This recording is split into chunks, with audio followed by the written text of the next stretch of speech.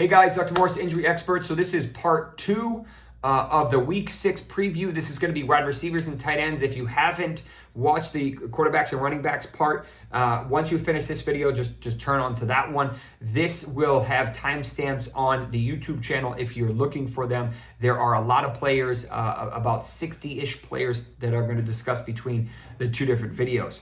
Nico Collins unfortunately re-injured that hamstring during that beautiful long play, and they put him on IR. To give you an idea, it's probably closer to a grade 2 than a grade 1.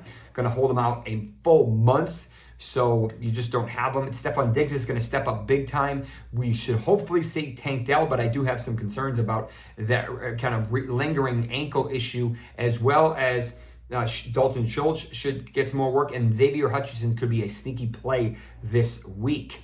Michael Pittman is dealing with a moderate injury to his back. This could be a herniated disc. This could be a lumbar strain. This could be a spondy, or we call it spondylolisthesis or a spondylolisthesis. They said, IR is possible, which gives you an idea of the severity. It could be a transverse process fracture as well. Just depends on what exactly is injured. These are a little tricky to diagnose from afar, but we know he's going to be out for several weeks. This is going to help Alec Pierce. This will help Adonai Mitchell. Josh Downs is injured with a turf toe, likely. Toe injury. He did not practice yesterday or today, so we'll have to see his status for Friday. These are very painful injuries especially for wide receivers who are trying to push off and cut and get around the defender, and it's just hard to do it with this big toe being banged up. So if he does play, you really have to limit your expectations, especially if we're seeing Richardson throwing the ball and his inaccuracy issues. Jakobi Meyers dealing with an ankle injury. I have not seen an update because they haven't released their injury report today. Jordan Whittington dealing with a shoulder injury, but he's on his bye. Xavier Legette should be good to go. He's a full practice with his shoulder, probably a mild AC sprain. Gabe Davis, basically the same, probably a mild AC sprain, but hasn't really done anything. Rashod Bateman tweaked his groin. He's actually looked pretty good. But I expect him to play. He'll be good to go. Maybe a little banged up, but he'll be okay. Darnell Mooney popped up with a knee injury, probably a mild knee sprain. He's been very reliable, very good, and I do expect him to play, and you can start him appropriately. Malik Nabers is not looking like he's going to be able to clear the concussion protocol again, so it's been several weeks now, including the extended week, and we still have not seen him been able to get to stage 4, which is basically a limited practice without pads. He was not able to do that today. He does not have the ability to do that tomorrow, as well as a full practice, because they don't practice on Saturdays. So he, in my opinion, will be out again this week, which is super unfortunate, because I was looking forward to him facing Jamar Chase. But unfortunately, we're not going to see that, in my opinion. Chris Olave dealing with a hamstring injury. Hopefully he gets more work this week. He did not look very good last week, and a lot of that was Derek Carr. Diontae Johnson banged up with an ankle injury, but I think he'll be fine. Khalil Shakir, a risky play if he is able to play this week. They do need him. Josh Allen is really struggling without him. Cooper Kupp could potentially return next week. Risky nonetheless, but he could potentially return. A.J. Brown good to go with his hammy. A little bit of re-injury risk, but not super high. Davante Adams out again. This is probably more of a trade issue than a hamstring, but he's out regardless. DeVonta Smith will be back with his concussion from the protocol. He's been really good, and I expect him just to continue. Jayden Reed is banged up for several weeks now. He's always on the report with something, but I'm not overly worried.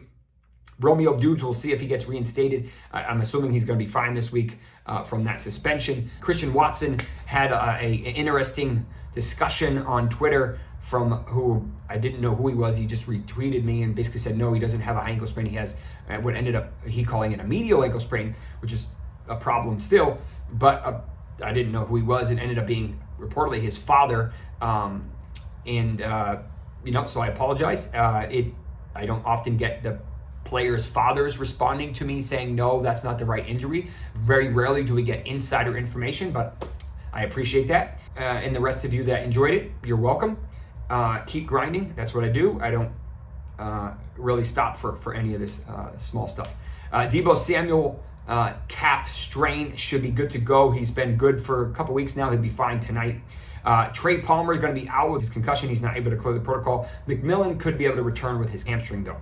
Heading over to tight ends, David Njoku with a knee injury on top of his ankle that he's coming back from.